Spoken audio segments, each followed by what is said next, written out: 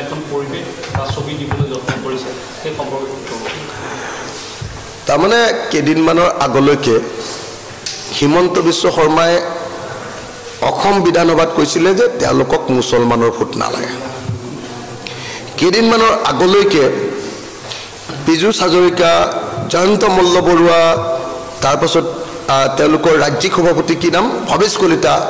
প্ৰত্যেকজন বিজেপি নেতাই দৃঢ়তাৰে কৈ আছিলে যে তেওঁলোকক বিজেপি কি কয় তেওঁলোকক মুছলমানৰ ভোট নালাগে তেওঁলোকক মুছলমান বা মিয়াৰ ভোট নালাগে সদায় চিঞৰি আছিলে যে বিজেপিক মুছলমানৰ ভোট নালাগে কিন্তু নগাঁৱত মই দেখিছোঁ যে এতিয়া বিজেপিটো মুছলমানৰ ভোট ল'বৰ কাৰণে পাগল হৈ আছে পীযুষ হাজৰিকাটো এতিয়া একদম মিয়াৰ লিডাৰ হ'বৰ কাৰণে উঠি পৰি লাগিছে পীযুষ হাজৰিকাটো পাগল হৈ গৈছে পীযুষ হাজৰিকাটো উদ্বাউল হৈ গৈছে পীযুষ হাজৰিকাটো একদম মানে একদম ক'ব নোৱাৰা হৈ গৈছে যে মিয়া মানুহে তেওঁক বহুত মৰম দিছে তেওঁ ফেচবুকটো চাবচোন তেওঁ সামাজিক মাধ্যমটো আপোনালোকে চাবচোন যে আৰু তেওঁ সংবাদ মাধ্যমত কোৱা কথাবিলাক চাবচোন তেওঁ যে পগলাৰ নিচিনা হৈ গৈছে যে তেওঁ নগাঁৱত মিয়াৰ লিডাৰ হ'বৰ কাৰণে তেওঁ পগলা হৈ গৈছে কেইদিনমানৰ আগতে অসমৰ মুখ্যমন্ত্ৰী হিমন্ত বিশ্ব শৰ্মা পীযুষ হাজৰিকা জয়ন্ত মল্ল বৰুৱা বিজেপিৰ ৰাজ্যিক সভাপতি কলিতা ডাঙৰীয়া প্ৰত্যেকজনে দৃঢ়তাৰে কৈ আছিলে যে তেওঁলোকক এটাও মুছলমান ভোট নালাগে তেওঁলোকক এটাও মিয়াৰ ভোট নালাগে কিন্তু এতিয়া অসমৰ মুখ্যমন্ত্ৰী আজি ক'লৈ আহিব আপোনালোকে সকলোৱে চাওক নগাঁৱৰ কোন ঠাইলৈ আহিব পীযুষ হাজৰিকাই দৈনিক 4-5খন মিটিং কোন ঠাইত কৰিছে আপোনালোকে লক্ষ্য কৰক পীযুষ হাজৰিকাই এতিয়া অন্য সকলো ঠাই বাদ দি কেৱল আৰু কেৱল মিয়াসকল বসবাস কৰা কেৱল আৰু কেৱল মুছলমানসকল বসবাস কৰা ঠাইত কেৱল মিটিং দি আছে কিয় হঠাতে তেওঁলোকে মিয়া প্ৰীতি কিয় জাগিছে হঠাতে তেওঁলোক কিয় একেবাৰে মিয়াসকলক বুকুৰ আপোন কৰি ল'ব খুজিছে হঠাতে কিয় মিয়াসকলৰ প্ৰতি গদগদ হৈ পৰিছে পীযুষ হাজৰিকা হঠাতে কিয় মিয়াসকলৰ প্ৰতি গদগদ হৈ পৰিছে অসমৰ মুখ্যমন্ত্ৰী কিয় মিয়া অঞ্চলত গৈ অসমৰ মুখ্যমন্ত্ৰীয়ে এতিয়া বেৰিকেড ভাঙি আহি যাওক আপোনালোক বুলি চিঞৰ বাখৰ কৰিবলগীয়া পৰিস্থিতি হৈছে কি হৈছে মুখ্যমন্ত্ৰী ডাঙৰীয়া আপোনালোককতো মিয়াৰ ভোট নালাগে আপোনালোকতো মুছলমান ভোট নালাগে আপোনালোকৰ কাৰণে মুছলমানসকলতো জাতীয় শত্ৰু আপোনালোকৰ কাৰণেতো মুছলমানসকল অকল কেৱল আৰু কেৱল জেহাদী আপোনালোকৰ মতেতো মুছলমানসকল কেৱল আৰু কেৱল সন্তান জন্ম দিয়া যন্ত্ৰ আপোনালোকৰ মতেতো মুছলমানসকল দেশৰ শত্ৰু জাতিৰ শত্ৰু ভাৰতৰ শত্ৰু সাৰ্বভৌমত্বৰ শত্ৰু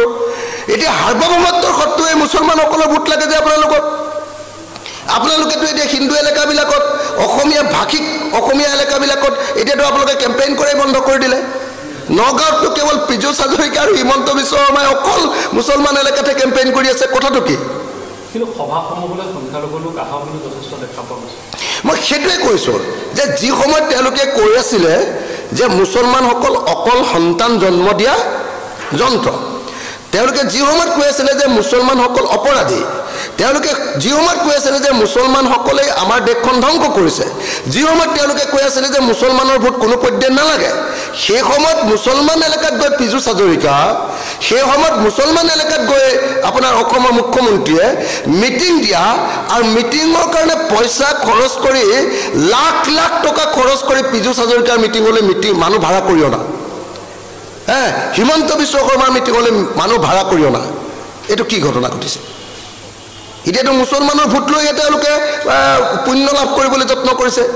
ইমান দিনটো কৈ আছিলে যে মুছলমানৰ গাত লাগিলে তেওঁলোক স্বৰ্গলৈ নাযাব